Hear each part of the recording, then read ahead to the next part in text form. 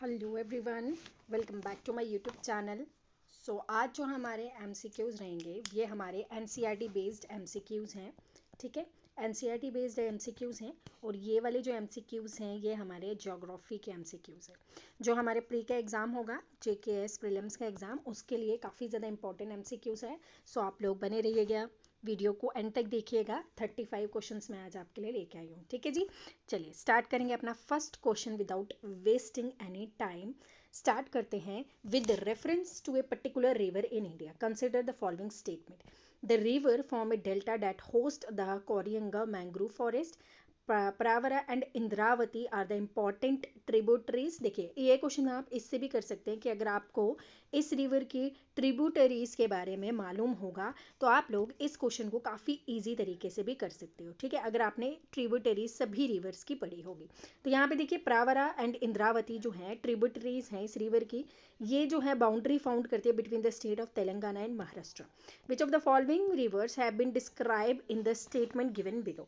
अब आपने बताना है कि इनमें से कौन सी स्टेटमेंट जो है ये कौन सी रिवर को फॉल करी है। तापी रिवर है, कावेरी रिवर है, महानदी है या फिर गोदावरी रिवर है। कौन सा इसका करेक्ट ऑप्शन होगा। देखिए इंद्रावती और प्रावरा, इंद्रावती जहाँ तक मुझे लगता है अगर एज ए स्टूडेंट में हूँ, मैं ये एग्ज़ाम दे रही हूँ तो मेरा ऑप्शन होगा ऑप्शन डी। क्योंकि गोदावरी जो है वो इंद्रावती जो है वो गोदावरी की ट्रिब्यूटरी है। ठीक है जी,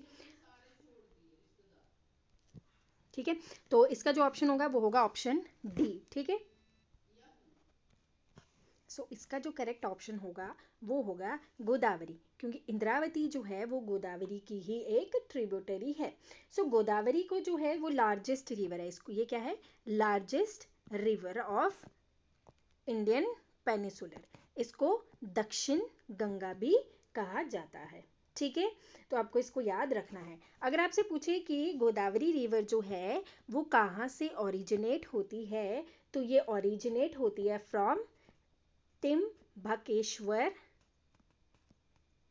नासिक डिस्ट्रिक्ट, महाराष्ट्र में। ठीक है, महाराष्ट्र में ये जो है राइज होती है। अगर आपसे पूछे कि ये कौन कौन सी स्टेट से गुजरती है तो वो है तेलंगाना, महाराष्ट्र एंड छत्तीसगढ़। तो गोदावरी का नाम आपको याद हो गया। गोदावरी जो है वो उसकी ये इंद्रावती और प्रावरा जो है वो इसकी ही ट्रिब्यूटरी है। प्राणहिता भी इसी की ट्रिब्यूटरी है, वो भी आपको याद रखना है। ये एक फेवरेट क्वेश्चन है हमारे जेकेएस का, इसलिए आपको इसका याद रखना। फर्स्ट जो है उसका ऑप्शन डी है। सेकेंड क्वेश्चन अगर हम बात करें, the peninsular plateau region of India extend over which of the following state. जो पेनिनसुलर प्लेटेव है वो जो है कौन कौन सी स्टेट में फैला हुआ है, राजस्थान, मध्य प्रदेश, तमिलनाडु, झारखंड। ऑप्शन है 1 2 2 3 3 4 या 1 2 3 4। क्वेश्चन नंबर जो अगर आप देखिए पेनिसुलर प्लेटेव जो है वो कहाँ तक फैले हुए हैं, राजस्थान में भी है, मध्य प्रदेश में भी, तमिलनाडु में, झारखंड। तो इसका ऑप्शन हो जाता है option number D.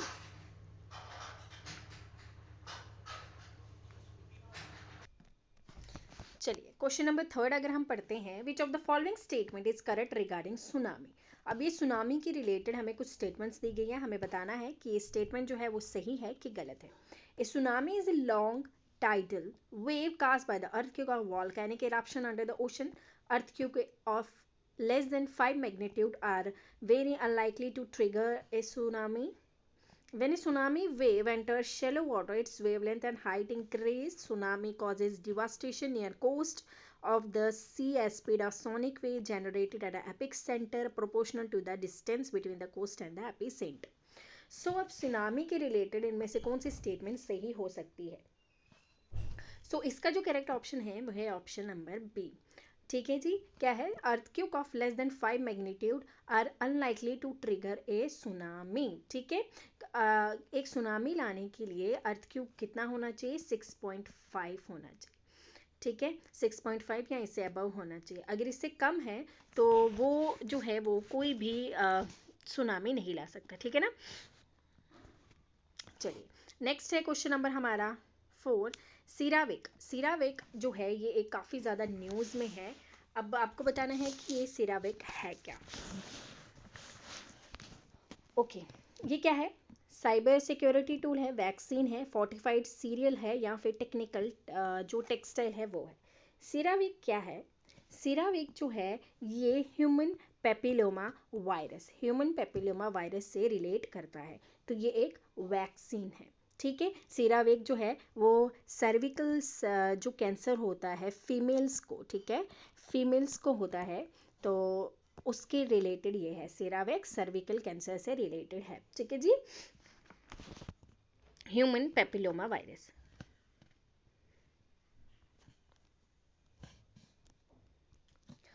Only one side of the moon is visible to the portion on Earth because the moon lies in the geosynchronous orbit of the Earth. The speed of the rotation of the moon is same as that of the Earth.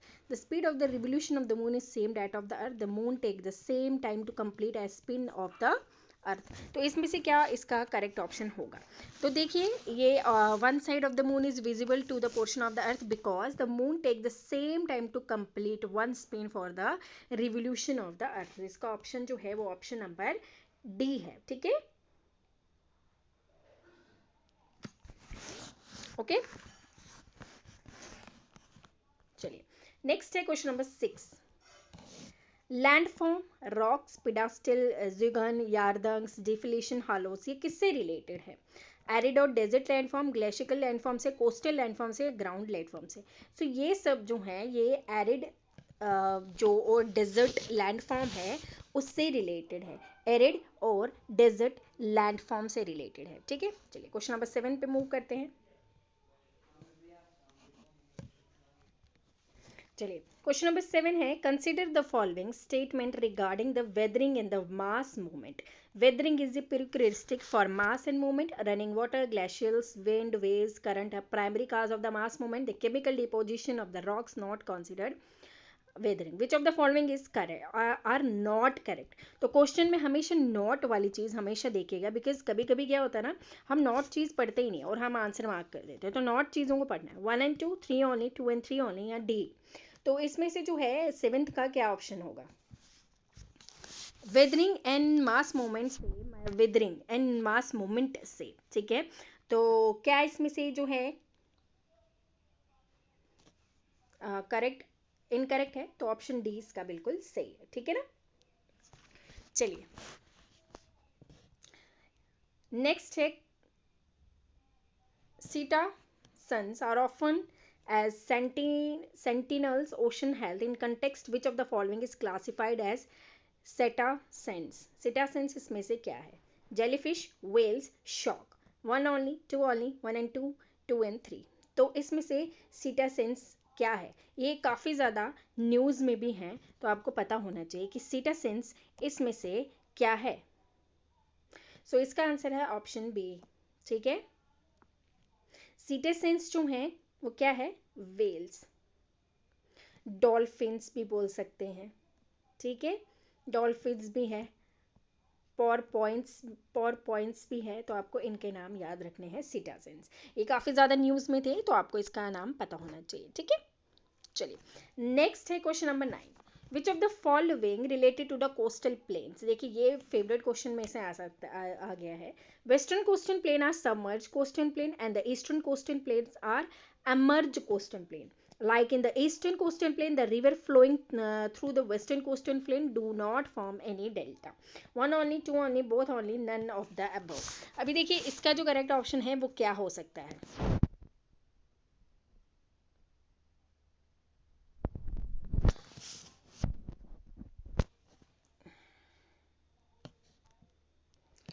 सो इसका जो correct option है वो है हमारा only ए। देखिए western coastal plane जो है वो सबमर्ज्ड है, but eastern coastal planes emerged है। आपने देखा होगा जैसे हमारा यहाँ पे ये वेस्टर्न घाट्स हैं और यहाँ पे ईस्टर्न घाट्स हैं। आपने देखा होगा कि वेस्टर्न घाट्स जो हैं उनमें कोई भी गैप्स नहीं है, दे आर कंटिन्यूस। ठीक है, और अगर हम ईस्टर्न कोस्टल प्लेन्स के पास जाएं तो ये आर डिसकंटिन्यूस। यहाँ पे जो है ये जो यहाँ के घाट्स हैं वो डिसकंटिन्यू है, यहाँ पे इनमें गैप्स है। तो अब वेस्टर्न जो है वहाँ वो क्या है? सबमर्ज्ड है। सबमर्ज यानी कि उनमें कंटिन्यूटी है एक जगह से।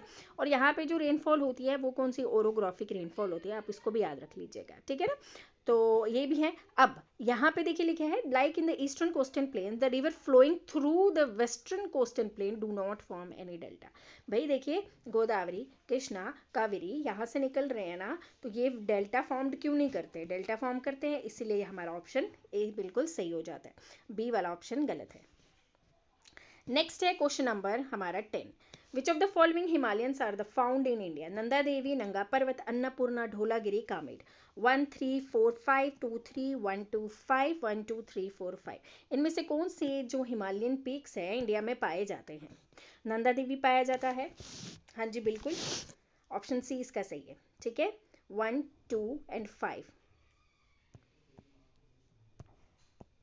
कैसे? नंदा देवी, नंगा पर्वत एंड कामेट, ये तीन जो हिमालयन पीक है पाए जाते हैं। अन्नपूर्णा, ढोलागिरी जो है, माउंट एवरेस्ट जो है, वो कहाँ पाए जाते हैं? नेपाल में पाए जाते हैं। आपको इनका नाम याद रखना है, अन्नपूर्णा, ढोलागिरी एंड जो माउंट एवरेस्ट है। ठीक है, बाकी ये सब हिमालयन पीक्स जो है वो इंडियन के हिमालयन पीक्स है। नेक्स्ट है starting from the Himalaya arrange the following belts of alluvium plains from north to south. अभी देखिए मैं आपको एक हिमालय बना के देती हूँ। यहाँ से जो है, यहाँ से जो मिट्टी आएगी, पहले यहाँ पे क्या होगा? पहले यहाँ पे जो होता है वो होता है भाबर। ठीक है, भाबर। ठीक है, भाबर के बाद आ जाता है हमारा तेराई रीजन।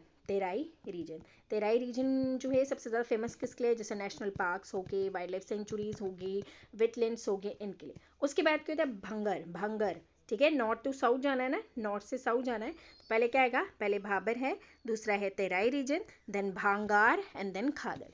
BTBK, आपको जहाँ पे BTBK का ऑप्शन दिख रहा है वो आपने करेक्ट करना है। पहले भाबर 1 1 3 2 4, ऑप्शन डी हमारा बिल्कुल सही हो जाता है।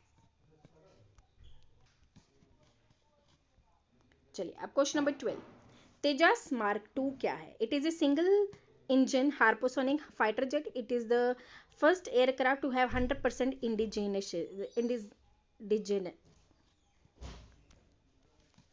indigenization. Which of the following statement are correct? One only, two only, both, या none of the above? तो क्वेश्चन नंबर जो 12 है, क्वेश्चन नंबर 12 का क्या आंसर होगा? इसका आंसर है ऑप्शन डी। ठीक है,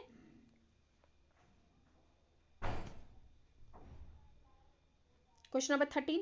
ये ओशन करंट्स हैं और ये कौन से ओशंस पे पाई जाती है? Labrador, Pacific ocean, gulf stream, Indian ocean, canary, Atlantic ocean, Humboldt जो है Pacific ocean. 1 pair only, 2 pair, 3 या all of the above? Question number 13 का जो है वो है 2 पेयर ओनली। ठीक है,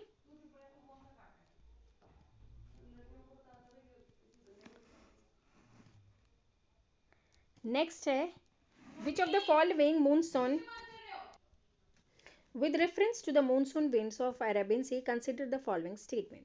These winds cause more rainfall to the eastern side of the Western Ghat than on the western side. Chota Nagpur Plateau does not get any rainfall from this. It passes over Rajasthan along the Aravallis, causes scanty rainfall. So 1 and 2 only, 2 only, 3 only, 1 and 2, 3 only. Question number 14 का answer है option C. ठीक है, तो ये वाला जो है ये 11th क्लास की एनसीईआरटीज आप लोग अच्छे से पढ़िएगा, जहाँ पे काफ़ी अच्छे से अरेबियन सी के रेनफॉल और बे ऑफ बंगाल के रेनफॉल के बारे में काफ़ी डिटेल में बताया गया है। चलिए, द टर्म नारी कोरवन, कुरु कारमन एंड हेती, ये रिसेंटली न्यूज़ में देखे गए थे। क्या है? तो हेती ट्राइब है। तो हेती अगर किसी को पता हो गए, काफ़ी ज़्यादा न्यूज़ में रही थी। हेती ट्राइब है, तो ये इसका आंसर ऑप्शन ए हो जाता है 15 का। ठीक है, ठीक है जी। चलिए, हेती जो ट्राइब है वो हिमाचल प्रदेश की है। अब यहाँ पे लेंथ बाउंड्री शेयर्ड के बारे में बताना है डिक्रीजिंग ऑर्डर में, जब जो सबसे ज़्यादा करती है।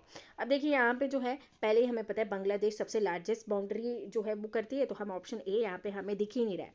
1 और कहीं पे नहीं दिख रहा, हम सबको एलिमिनेट कर देंगे। हमें दिखा 1 2 3 4 5, पहले Bangladesh, China, Pakistan, Nepal and Bhutan. Question number 17 पे जाएंगे हम। Arrange the following state in decreasing order of cultivate areas by soil erosion. Uttarakhand soil erosion cultivated area के बारे में हमने बताना है decreasing order में। उत्तराखंड, उत्तर प्रदेश, कर्नाटका, मध्य प्रदेश, महाराष्ट्र। आंसर इसका जो है वो है ऑप्शन डी, 1 3 2 4 2, ठीक है।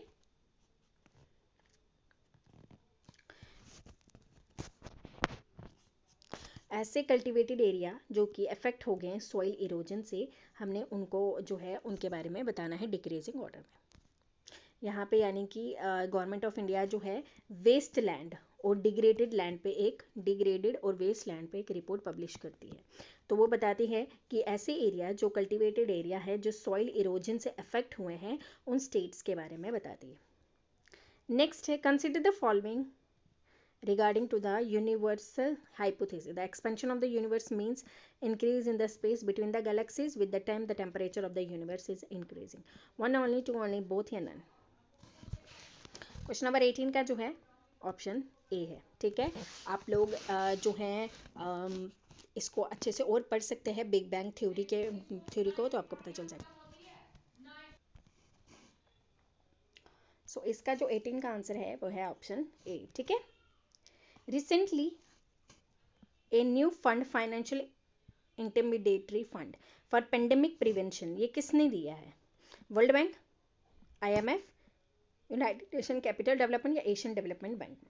तो ये दिया है वर्ल्ड बैंक ने। अभी रिसेंटली श्रीलंका में क्राइसिस हो रहे हैं, श्रीलंका में क्राइसिस हो रहे हैं तो IMF उसको लोन दे रहे हैं, ठीक है। जब भी बैलेंस ऑफ पेमेंट नेगेटिव में हो तो हमें लोन कौन देता है? IMF देता है।